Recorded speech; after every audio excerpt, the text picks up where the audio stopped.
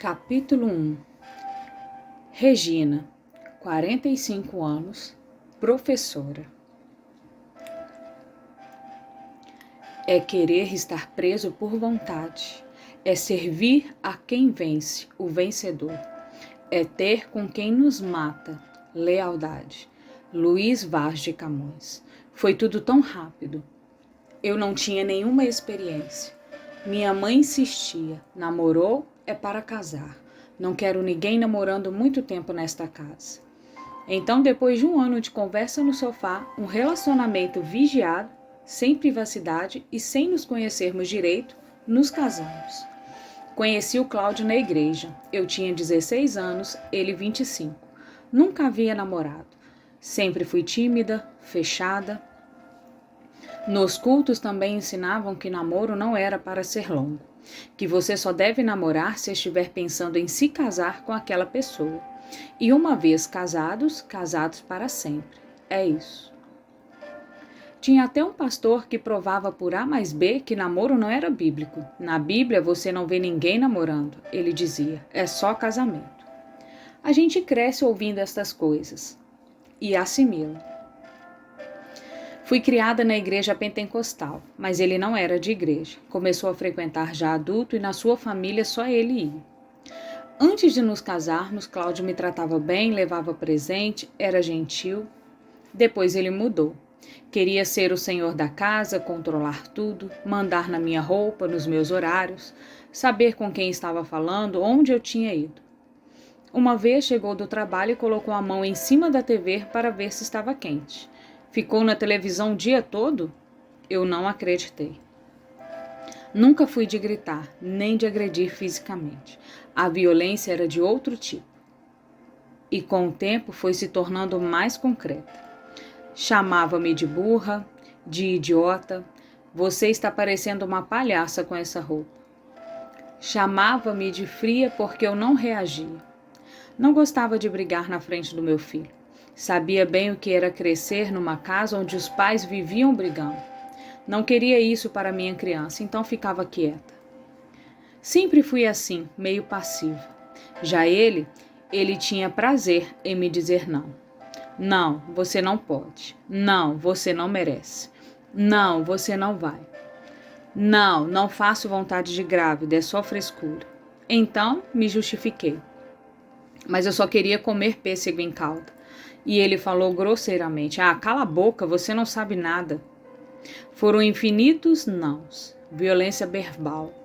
Você se acostuma. Aquilo vai para o inconsciente, acho. Burra, fria, uma palhaça. Violência na cama. Fica sem falar comigo o dia inteiro, mas à noite chega com aquela mão pesada e vai fazer o que quer, como quer. Sem carinho, sem abraço. E me invade rispidamente, dolorosamente. Você quer gritar, mas não grita. Quer bater, quer pedir ajuda, mas para quem? Você quer chutar, mas não tem força. Você quer matar. Minha mãe batia muito na gente. Sabe, filho de escravo? Era uma mulher violenta.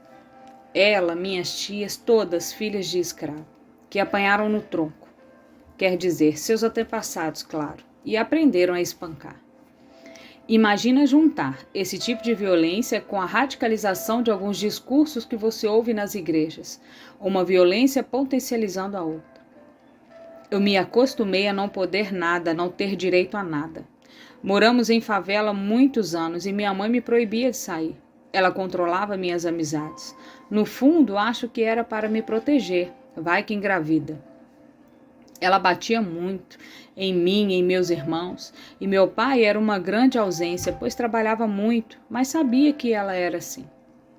Sou a mais velha de 6 filhos. Dureza, mas na época eu não tinha consciência, tão nova. Desde cedo aprendi a lavar, cozinhar, arrumar, tomava conta dos meus irmãos quando os meus pais estavam fora. Aprendi a cozinhar aos 7 anos, quando ela voltou a trabalhar fora. Era empregada doméstica e eu fiquei responsável pela casa. Meu pai era operário, esforçado, virava turnos para poder sustentar a família. Ele era católico, mas quando adoeceu, já no finzinho, começou a ir naquela igreja de cura do pastor da televisão. Era um homem bom. Ensinou meus irmãos a respeitarem as irmãs, a respeitarem as mulheres. Se ele e a minha mãe saíam para trabalhar no sábado, eu cuidava dos meus irmãos, dava banho, comida. Só bem mais tarde parei para refletir sobre como esse lugar de filha mais velha teve um impacto sobre minha forma de viver. Em resumo, é assim: aprende-se muito cedo a resolver tudo sozinho. Você, Marília, me pergunta se minha infância me foi roubada? Não sinto dessa forma. Apesar de tudo, minha casa vivia cheia de crianças. Meu pai, quando presente, era um homem divertido. Eu me dava muito bem com ele. Mas pensando bem, quem sabe se eu tivesse brincado mais. Talvez por isso eu goste tanto de parques de diversão. Imagina, a mulher tem 40 anos e adora parque de diversão. Parece meio absurdo, não? Graças a Deus, toda essa rigidez não afetou meus estudos. Sempre gostei de estudar. Meu pai me incentivava, tentava me ajudar como podia. Gostava de ler, mas fiz faculdade tarde, letras e magistério. E Cláudio tinha ensino médio, trabalhava numa indústria, auxiliar de estoque. Nós nos casamos e fomos viver numa casinha que era dele, num quintal onde moravam outras famílias. Quando comecei a trabalhar numa escola, ganhava mais que ele. Dividíamos as despesas, mas eu sempre pagava a maior parte. Não sei bem se isso o incomodava, mas era como se reforçasse a necessidade dele de demonstrar sua autoridade. Na maioria dos lares evangélicos que eu conheço, essa é a configuração: o marido manda. Na Bíblia, o contexto da época era esse, de sociedades patriarcais, e em muitas igrejas, como a que frequentávamos, ainda é assim. O homem é a cabeça. Um corpo sem cabeça é um corpo sem vida. Uma amiga brincava: o homem é a cabeça, a mulher é o pescoço. A gente ria muito. Ele exercia esse poder sendo rude, querendo tudo na hora, do jeito dele, tratando mal, humilhando. Mas o pior mesmo era a indiferença. Numa conversa, você argumenta, mas sua opinião não tem valor nenhum. Seu desejo não significa nada. A casa que construímos foi com meu dinheiro também, mas eu não pude escolher a cor das paredes. E as comparações? Ele me comparava à mulher do amigo dele. Ela era mais inteligente, mais educada. Quando fiquei sem trabalhar, depois de ter nosso filho, ele dizia: ela trabalha, sabe quanto ela ganha? E assim, meu marido e eu fomos nos distanciando. Durante 30 anos eu aprendi isso. 30 anos. Está no livro de Efésios. Eles nunca ensinavam o contexto inteiro, só essas partes. Mulheres, sejam submissas a seus maridos. É a frase mais cruel da Bíblia. Eles ensinam de um jeito torto. Não levam em conta o contexto bíblico, as tradições, a cultura. Nas sociedades patriarcais, isso é muito reforçado. Passei todos esses anos ouvindo que, se você não for submissa, quem perde é você. Porque a submissão é um jeito que Deus encontrou para proteger a mulher. Portanto, quem vai prestar as contas a Deus é você, se não obedecer. Quem está pecando é você. A gente acaba se enquadrando. Ao mesmo tempo, você vai encolhendo, engorda, fica feia, fica triste. Conheço um monte de mulheres assim que foram se encurvando. Lembro-me do dia em que uma amiga chegou e me disse na cara: sabe o quê? Você é muito mal amada. Aquilo me cortou. Como uma revelação. Descobri que os outros enxergavam a minha infelicidade. E eu não tinha ideia de que dava para perceber. Pensava que eu disfarçava bem. Quando comentei com outra amiga dizendo que ia me separar, ela apenas disse: demorou. Numa de nossas discussões, peguei minhas coisas e saí de casa. Fui para a casa da minha mãe, levando meu filho comigo. Ela me disse: aqui não fica. Não criei filha para sair de casa e não vou criar filho de ninguém.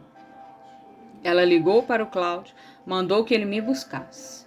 Quando me levou de volta para casa, meu marido se sentia ainda mais poderoso, validado por minha própria mãe. Fiquei várias semanas sem força para reagir, letárgica. Eu pedi a Deus que mudasse a situação, que fizesse o Cláudio mudar. O pastor ensinava que as esposas tinham que orar pelos maridos, para Deus converter o coração deles. Uma senhora foi se aconselhar com o pastor, contar para ele que o marido batia nela. Ela saiu da reunião chorando, porque ele tentou convencê-la de que o jeito dela afrontava o marido e ele se sentia diminuído, por isso batia nela. Entendeu? Foi como dizer que a culpa era dela por apanhar. Eu tinha certeza de que se falasse com ele como era nosso relacionamento, provavelmente a receita seria a mesma. Ore por ele, irmã, até Deus transformar o coração do seu marido. Ocupávamos cargos de liderança na igreja, trabalhávamos muito ali, mas não havia diálogo entre nós e ninguém percebia. Vivíamos uma farsa e ninguém notava. Como podiam ser tão cegos? Queria me separar, mas sabia que ninguém me daria apoio, nem na família, nem na igreja. Além disso, meu pai estava nas últimas, foi um período bem difícil. Eu racionalizava, me questionava sobre o que era realmente certo e errado. Será que eu estaria exagerando? Não seriam naturais as exigências dele, coisas de marido ciumento? Ciúme não é sinal de amor, mas sair como amiga para ir ao cinema num sábado era errado? Demorou até que eu encontrasse a energia necessária para procurar ajuda profissional, retomar minha vida e pensar um pouco em mim mesma. Eu já havia passado dos 40 anos quando comecei a ver uma psicóloga. Ao mesmo tempo, intensifiquei minhas leituras sobre divórcio e submissão feminina. Encontrei autores que apresentavam o texto bíblico de Efésios de um jeito diferente. Maridos, amem suas mulheres como Cristo amou a igreja e a ela se entregou. Mulheres, sejam submissas a seus maridos. Filhos, honrem os pais. Pais, não provoquem seus filhos. Cristãos, sujeitem-se uns aos outros. Era um tipo de submissão mútua, um quadro bem mais amplo. Mas ninguém nunca ensinou isso. Na minha igreja também não ensinava nada a respeito de autonomia feminina. Feminismo é coisa do capeta. Foi atrás da literatura de aconselhamento fora daquele ambiente. A Bíblia de Estudo, Desafios de Toda Mulher me ajudou. Li um artigo sobre divórcio e ele me consolou. Dizia assim: Deus odeia o divórcio, diz o profeta Malaquias. Importa ressaltar: ele odeia o divórcio, não os divorciados. O texto era assinado pela psicóloga Esther Carrenho e eu fui atrás dela. Queria me tratar. Quando cheguei a Esther, fazia alguns anos que eu não chorava.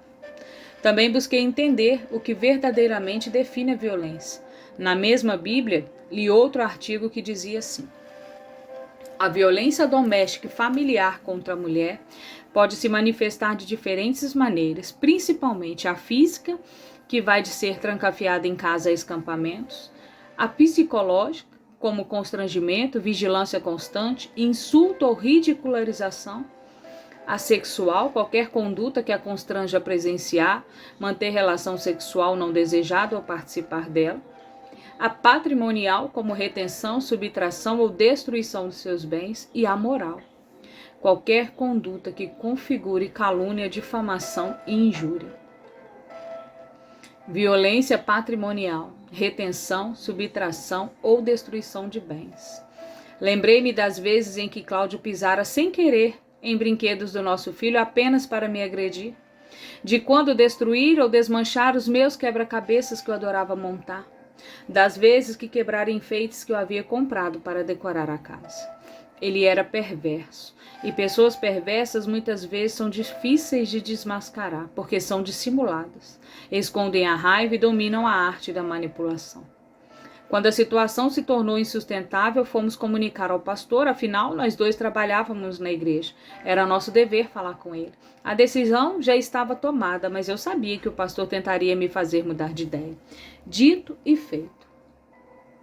Ele leu todas as passagens que falam sobre divórcio na Bíblia e ainda enfatizou: Deus odeia o divórcio.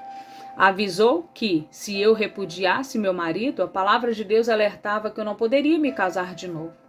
Se você se casar, perde a salvação. E eu disse: ok, sem problemas.